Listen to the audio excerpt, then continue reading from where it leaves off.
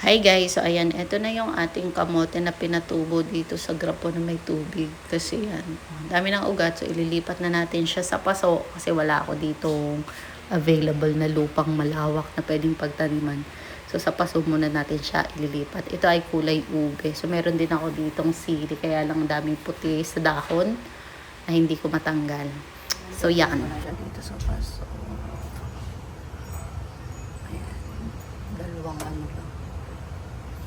Tingnan natin kung dadami. Madahon lang yung kinuha ko yun dito pa yung isang ugat. Patamihan natin to. Padahunin ulit natin. Malay mo, dumami.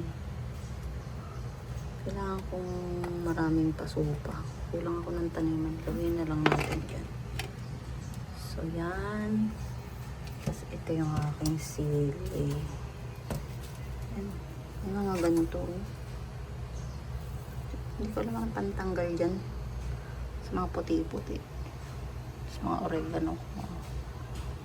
So, yun lang. Bye.